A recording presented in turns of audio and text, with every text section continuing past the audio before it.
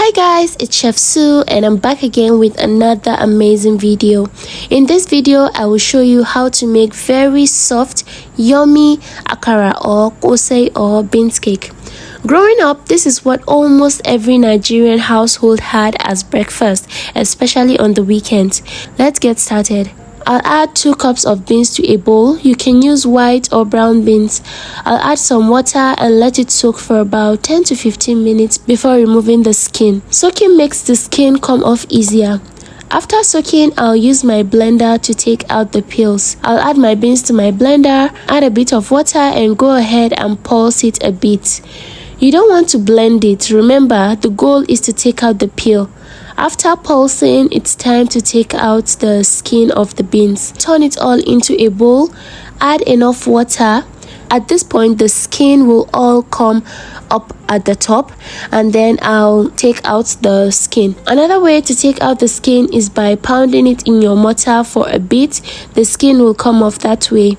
Or you rub the beans between your palms, that way the skin can also come off. Make sure to take out everything if possible. I'm done taking out the skin and it's all clean now, and I'll go ahead and soak this again for about 15 minutes till it gets way softer. This is actually optional. I discovered that when I soak before blending, my akara gets softer even after I've fried it for a while. It stays soft. So after soaking, I'll take out the water and add my peppers and onions. You can use as many peppers and onions as you'd like. So I'll transfer them all to my blender and add some salt, some water and blend till very smooth.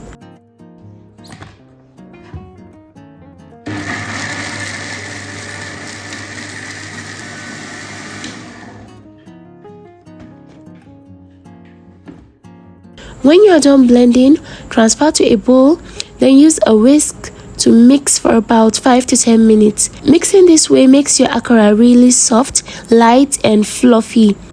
Or use your mixer, whichever you'd prefer. You can add an egg or 2 and continue mixing for even more fluffiness, but I like to make mine without adding eggs. Guys, please don't add any more seasonings to your akara batter. Just salt is enough. If you add any more seasonings, the name of your batter will be sorry and it will scatter up in the oil, especially when you add seasoning cubes. Even if you want to add anything, you can do that after you've fried your akara.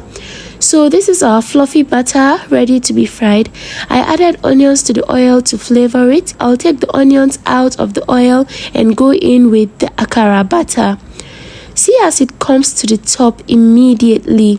This shows you are doing everything right. Go ahead and add them all into the oil. This is what your akara should look like in the oil. It should float just like this, effortlessly. After 2 to 3 minutes or so, flip them all up and let it fry on the other side. Fry till golden brown on medium heat, and when it's done, gently take all off the oil.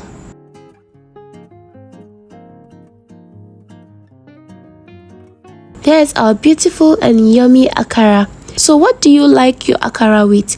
Let me know in the comments below, please. As for me, I like mine with yaji and very soft agege bread.